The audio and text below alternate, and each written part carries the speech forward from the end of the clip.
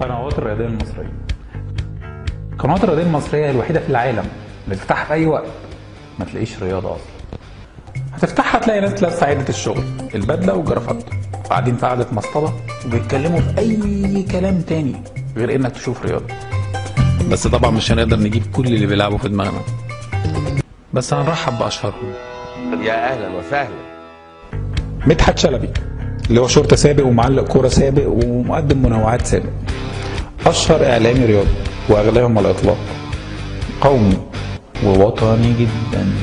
صديقي العزيز والأخ الجميل الأستاذ علاء مبارك، مساء الأنوار، منور الدنيا. انت الرئيس اتفرج والهانم، انتوا كلكم كنتوا مع بعض ولا كل واحد كان لوحده؟ مش معنى انه كان بيحب علاء مبارك ان هو مش وطني، يعني الراجل واضح وصريح، ما بيحطش مكياج. اهو بصوا اهو بصوا اهو، لو الكاميرا اتقرب اهو، والله ما بحط حاجه. ناس تقول لي مكياجك تقيل، اقسم بالله ما بحط مكياج. وكرهه للمكياج وحبه لعلاء مبارك خلاه يبطل سياسه بعدهم، ما بقاش يتكلم في السياسه خالص. لا انا مع الشارع ولا انا مع المجلس العسكري.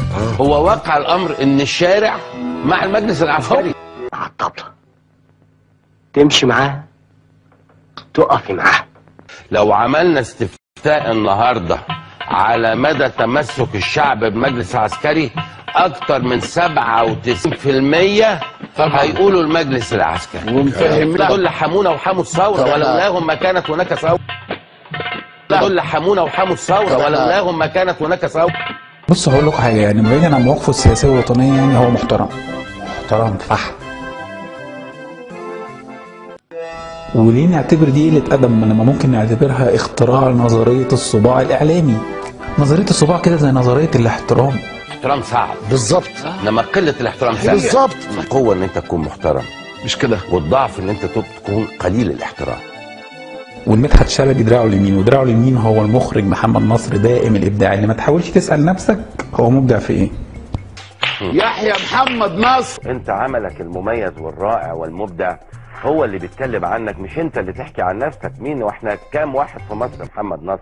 ده محمد نصر مخرج فلتة مبدع، ما تحاولش برضه تدور هو مبدع في ايه، عشان مش هتلاقي الا حاجه واحده بس مبدع فيها، كراهيته الشديده للثوره المصريه. والجهبذ ده اخرج لنا احقر مشهد بعد ايام قليله قوي من الثوره، المشهد ده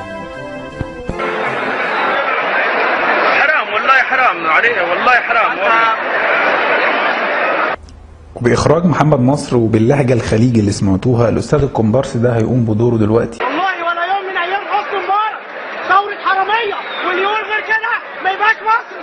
ثوره كلاب، ثوره حراميه.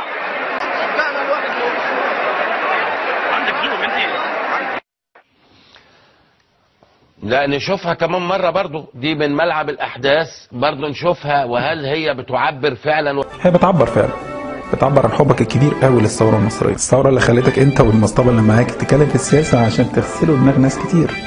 وقطعا في الجزء الأول لدينا باقة من الأخبار السياسية والرياضية. ادي الخبر، انت اللي جايبني الخبر ده. في منشطات جرايد النهارده لازم تتحاكم. جورنالين يمكن.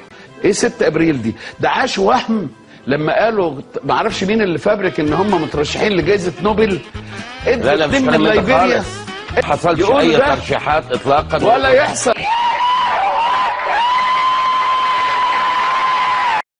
احنا اهالينا علمونا الادب. استاذ محمود معروف صحفي، اهله علموه الادب وديمقراطي جدا.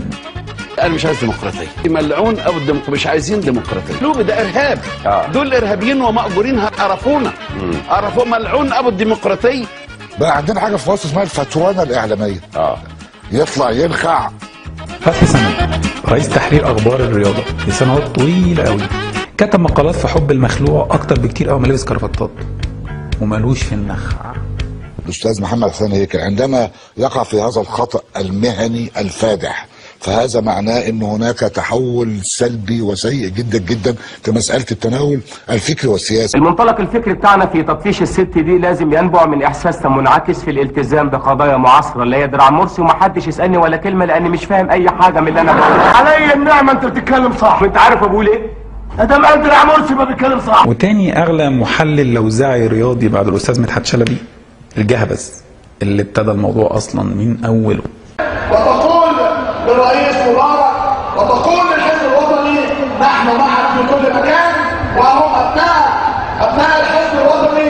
احمد شوبير حارس مرمى سابق، عضو مجلس شعب سابق، حزب وطني طبعا، استاذ في رياضه ركوب الموجه، ودائما ابدا متاثر بالافراح المصريه.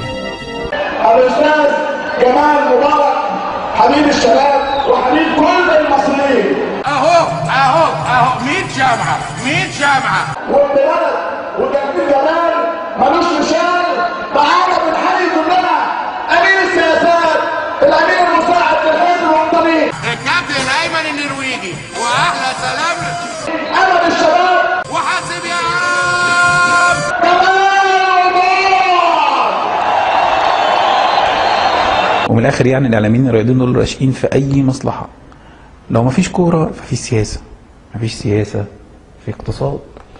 البنك المركزي يقرر تثبيت اسعار الفائده للمره 17 على التوالي. مش فاهم يعني الفايده 2% 10% كده ولا ايه بالظبط؟ سؤال من عبقري واحد لعبقري اتنين. تثبيت سعر الفوائد يعني. يا عيني رقاصه وبترقص. ايوه لا احنا مشتاقين على الاضافه العظيمه دي. اوعوا تفتكروا ان شلبوكه ده انسان محترم ومثقف جدا. لا انا هقرا جورنال هصدقه، ولا هتفرج على برنامج شوكتو هقتنع بكلامه، ولا هتفرج على برنامج شوكتو هقتنع بكلامه. ويا ريتكم تبطلوا تتفرجوا على اليوتيوب ولا تستخدموا البلار بيك كتير، وتسيبكم بقى من لعب العيال على التويرتيت، وتسيبكم خالص بقى من شباب الفيك بوس. مليانه عباقره مصر، مليانه عباقره. بلاش السواد اللي جوانا ده. الاعلام المحنك والقدير مجدي عبد الغني راشق في اي مصلحه واي سبوب. خلينا نبقى نضاف. ايه ده؟ ايوه كول. الله، خلينا نبتدي عصور جديده من النظافه ومن الشياكه ومن الاعلام الصح. صلي على النبي، صلي على النبي. اهدى بالراحه، اهدى خالص. ايه الهيبره دي؟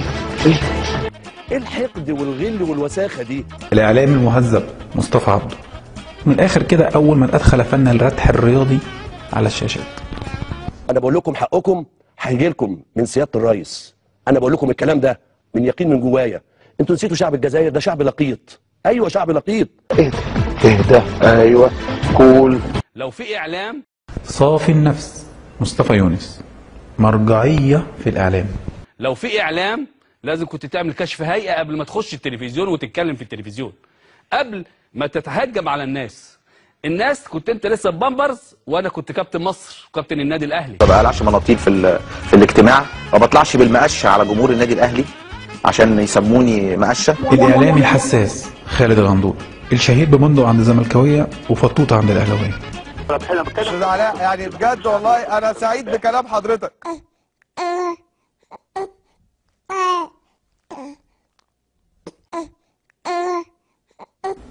بيحب مصر ووطني جدا ومضحي، وكان من اوائل الناس اللي نزلت ميدان التحرير.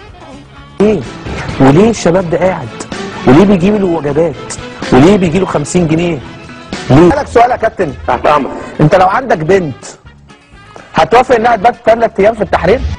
كل واحد ليه وجهه نظر، والخلاف في الود خلاف في الراي لا يفسد للود قضيه. لجنه الحكام المشبوهه حبيب الحكام علاء صادق اشتغل حكم لمده مباراه واحده بس اتضرب فيها، ومن يوم هو عنده عقده من الحكام.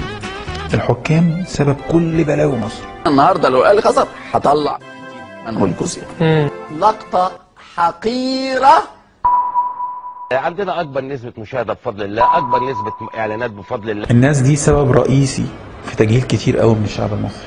ومن الاخر كده يا اهلاويه يا زملكاويه يا كل مشجعين الكوره في مصر، الناس دي لا اهلاويه ولا زملكاويه. الناس دي مع نسبه المشاهده اللي هي اعلانات. ولائهم للموضوع ده بس. الاهلي فوق هيرفعوا السما، الزمالك فوق هيرفعوا السما. اهم حاجه نسبه المشاهده.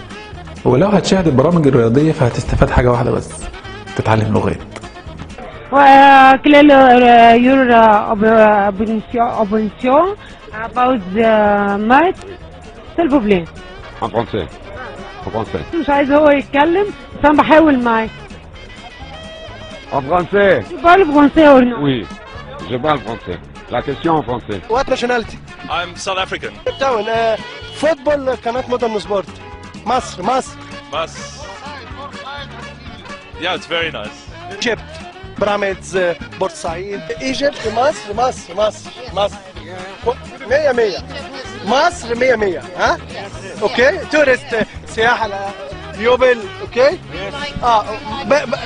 مصر 100 مصر 100 ها؟ انا محمود معروفه بشخصي وبلحمي وبقول ليس لي اكونت على الفيسبوك خالص واذا كان هناك احد اذا كان اكيد بيحبني اكونت على الفيسبوك خالص واذا كان هناك احد اكيد بيحبني